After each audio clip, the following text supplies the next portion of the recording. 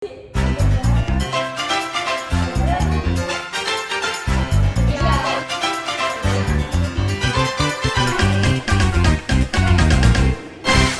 guys, balik lagi ke podcast kita Anak-anak Baik Tapi Otaknya Kepo. Hari ini topiknya lumayan dark ya guys, tapi tenang aja, ini tuh bakal menarik karena kita bakal kedatangan 3 orang bintang tamu yang bakal nemenin sepanjang podcast ini. Jadi nggak usah lama-lama ya, kita bakal panggil aja langsung nih. Kita panggil aja 3 orang pendatang.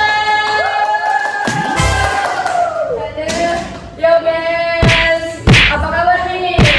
Baik. Alhamdulillah. Nah, jadi kita mau bahas apa nih? Jadi tema hari ini kita bakal bahas tentang kekerasan seksual yang nyambung ke TPPO. Seru-seru.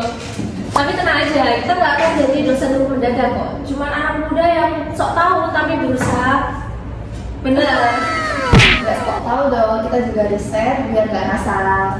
Oke, udah. Yang penting kalian dengerin dulu aja deh. Soalnya kadang-kadang kasus kayak gini tuh terlalu kejauhan, padahal bisa jadiin aja di circle kita. Nah, betul guys. Oke, jadi gini guys, gue bakal cerita suatu kasus yang random tapi ya real gitu loh ya. Jadi gini, ada cewek umur 19 tahun yang kenal sama cowok di IG. Awalnya kenal di IG, terus ya kayak biasa lah. Si cowok itu kayak pertama-tama tuh kayak baik, suka nraktir gitu, terus kayak cowok-cowok hidup pada umumnya lah ya gitu.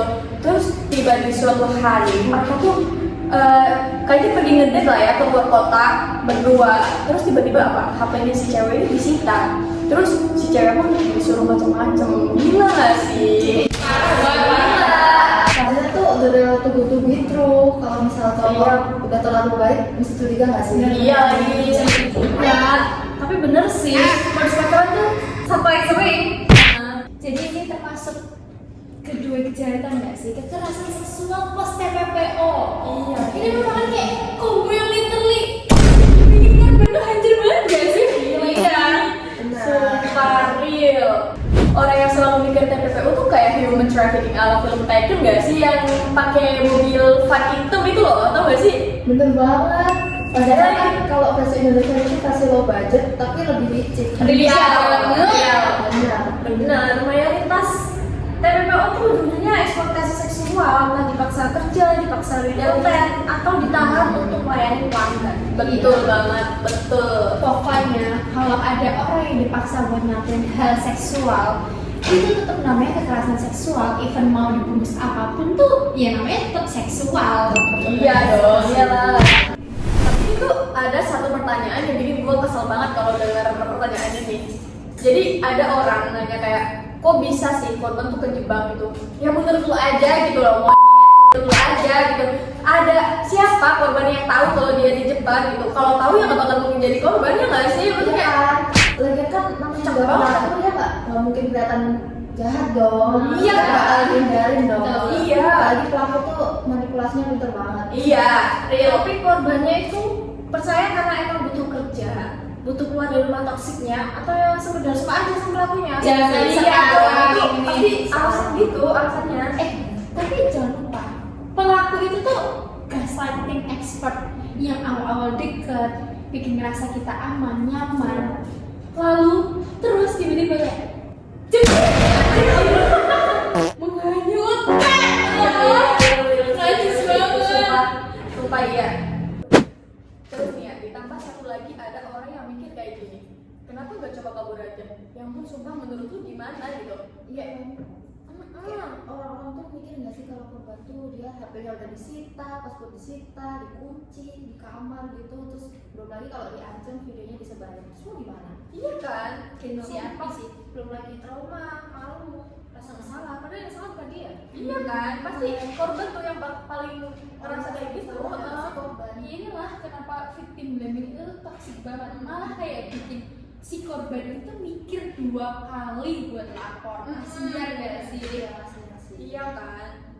Tapi bentar, biar gak bingung gue jelasin dulu dari sisi hukum yang paling simpelnya. Oh gitu. Kita pernah ngerti ya guys. Kita pernah ngerti ya. Santai-santai dibuka Boleh dibuka, boleh boleh. Santai dulu. Jadi kalau TPPO itu jual beli orang plus eksploitasi, tapi TPKS itu adalah kekerasan seksual in all form. Wah, siap. sih. Jadi kalau korban dipaksa hubungan seksual lewat jalur manipulasi itu TPKS ya? Iya. Jadi kalau misal si korban ini kayak diperjualbelikan, diperdagangkan gitulah, disewa-sewain gitu. Jadi itu namanya TPPO. Iya, betul. Tapi kalau semisal si pelaku ini ngelakuin dua-duanya, kan ada tuh ya namanya manusia hilaf, itu combo hukumannya gitu atau double hukumannya gitu ya? Ya harusnya sih gitu. Cuma kadang prakteknya tuh masih ribet. Wah, Gitu. iya. Sih, oke. Nanti nggak sih sambil makan lapar kan pasti? Iya. Paham banget. Jadi ngomongin ribet ini tuh emang fakta pahit gitu. Jadi emang belum banyak aparat yang paham baru gitu. Iya, kalau nggak sih pahamnya setengah-setengah. Iya sih. Nah, makanya banyak kasus mandek nih. Korbannya tuh nunggu bertahun-tahun, sementara pelakunya santai aja sambil main. Belum lagi kalau pelakunya ini punya power, bisa aja si korban kasihan nggak sih kalah suara pasti. Masih korban lebih kalah. Kita tuh bukan pahlawan, tapi setidaknya kita tuh bisa smart gitu, ya nggak sih? Iya. Pinter-pinter sih. Pokoknya kita tuh kayak harus waspada. Misalnya yang pertama kalau misalnya kita dapat lowongan pekerjaan random, kita harus cek alamat resminya, telepon kantornya, Google Maps gitu kan bisa. Iya. Nah, yang kedua tuh kita jangan pernah kirim foto atau video ke siapapun, bahkan ke pacar sendiri yang menakutkan. Yang ketiga, kalau temen kalian curiga, jangan diketawain, dengerin aja dulu ceritanya gimana. Kasian kalau tiba-tiba something wrong. Iya kan, kalau perlu temenin dia lapor, karena biasanya korban tuh kayak butuh satu orang yang dia percaya gitu biasanya. Gue harap obrolan kita kali ini bisa bikin kalian dan kita semua lebih aware. Semoga.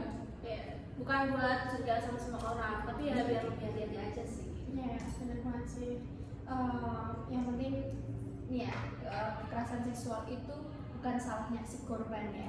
Titik itu nggak bisa diganggu gugat. Real. Oke. Udah ya.